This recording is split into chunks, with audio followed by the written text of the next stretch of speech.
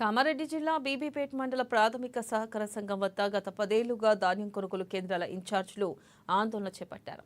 ఇక అనంతరం తూచల్పూర్ గ్రామానికి చెందిన ధాన్యం కొనుగోలు కేంద్రాల ఇన్ఛార్జీలు నవీన్ బాబులు మాట్లాడుతూ బీబీపేట సొసైటీలో ఖాళీగా ఉన్న ఉద్యోగాలను ఒకే గ్రామానికి చెందిన ఒకే కులానికి చెందిన వారికి నియమించారని ఆవేదన వ్యక్తం చేశారు.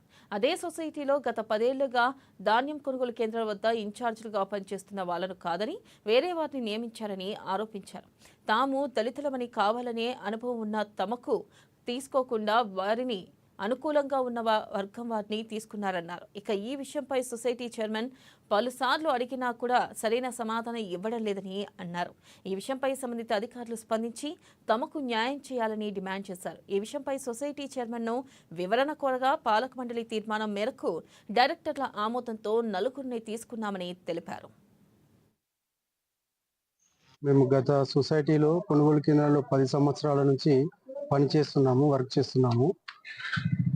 ప్లస్ మరి సొసైటీలో కాకుండా వివిధ గ్రామాల్లో కూడా ఎప్పుడైనా అత్యవసర సమయంలో కూడా మసాలా అమ్మడానికి కూడా సొసైటీ సిబ్బంది పిలిస్తే కూడా వచ్చినాము.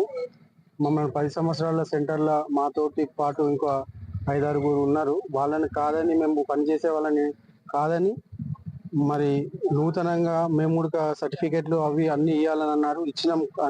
కానీ పాలక వర్గం వాళ్ళు వ్యతిరేకంగా ఎలా చేశారో ఏం చేశారో తెలియదు. కానీ ఒకటే బీబీపేట మండలకు సంబంధించి ఒకటే క్యాస్ట్ సంబంధించి వాళ్ళకి ఏమి అనుభవం తెలియదు. వాళ్ళ నలుగురిని కొత్తగా పెట్టుకొని మమ్మల్ని సొసైటీని నమ్ముకొని మేము వర్క్ చేస్తే మమ్మల్ని కాదనకుండా వాళ్ళని నూతనంగా పెట్టుకోవడం జరిగింది. దీని విషయంలో మేము వచ్చి అడిగినా కూడా ఎంత స్పందించిన ఏం జవాబు చెప్పలేదు.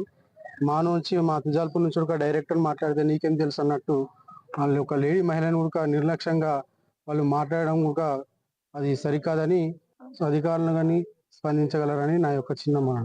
మేము 10 years నుంచి వర్క్ చేస్తున్నాం కాబట్టి